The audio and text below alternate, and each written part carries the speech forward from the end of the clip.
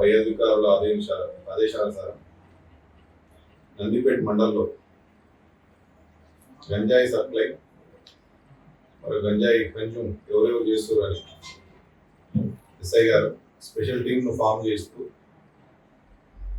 Information తీసుకోవడం search చేయడం చేస్తుండగా ఈరోజు నమ్మదగిన సమాచారం మేరకు ఉదయం అందాజ 10 గంటలకు ఒక ఇద్దరు వ్యక్తులు గంజాయి సప్లై కోసం నందిపేట మరియు చుట్టుపక్కల వెల్మర్ మరియు చుట్టుపక్కల గ్రామాలకు ఒక స్కూటీపై వస్తున్నారని సమాచారం మేరకు ఎస్ఐ గారు వాళ్ళ సిబ్బందితో వెళ్ళి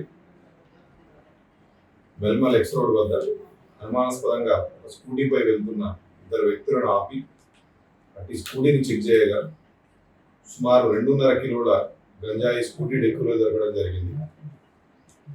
ప్రొసీజర్ ప్రకారం పంచనామా కంప్లీట్ చేసి వాళ్ళని వెరిఫై చేస్తే వాళ్ళు ఆ గంజాయిని ఇక్కడ యువతకు అమ్మడానికి తీసుకొస్తున్నట్టుగా సప్లై చేస్తున్నట్టుగా ఒప్పుకోవడం జరిగింది.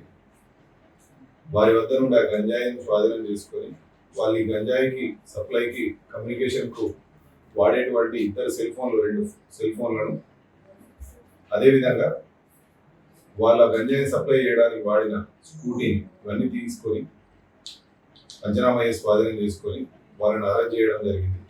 ఇప్పుడు వాళ్ళను రిమైండ్ చేసి కోర్టులో ప్రవేశపెట్టడం జరుగుతుంది. ముఖ్యంగా నందిపేట మండల యువత విద్యార్థులకు అందరికీ చెప్పేది ఏంటంటే ఎవరు కూడా మాదక ద్రవ్యాలకు బానిస కావద్దు. అనవసరంగా కేసులకు ఇబ్బంది పడడం వల్ల ఆరోగ్యం ఖరాబు, అదేవిధంగా కుటుంబ సభ్యులకు కూడా ఇబ్బంది అవుతుంది. కాబట్టి మా పోలీస్ తరఫున నందిపేట పోలీస్ తరఫున మా సూచన మరియు విజ్ఞప్తి ఏంటంటే ఎవరైనా ఎక్కువగా అడిక్ట్ అయ్యి బయటపడలేని పరిస్థితి ఉంటే కూడా నేను దానికి డిఅడిక్షన్ సెంటర్లో చేర్పించి వాళ్ళను దానిలో నుంచి బయటకు తేవడానికి కృషి చేస్తారు. ఎవరైనా గంజాయి సప్లై చేసినా సప్లై చేయడానికి సహకరించినా వారిపైన చట్టరీత్యమైన చర్య తీసుకోబడుతుంది. Thank you. నిందితులు ఎందరిని అదుపులో చేసినారు సార్? ఇద్దరు స్కూటీ పైన ఇద్దరు నిందితులను అదుపులో ఇద్దరిది కూడా నిజామాబాద్ లో. నిందితుల ఇద్దరు వివరాలు షేక్ అఫ్రోజ్ మరియు షేక్ మహబూబ్.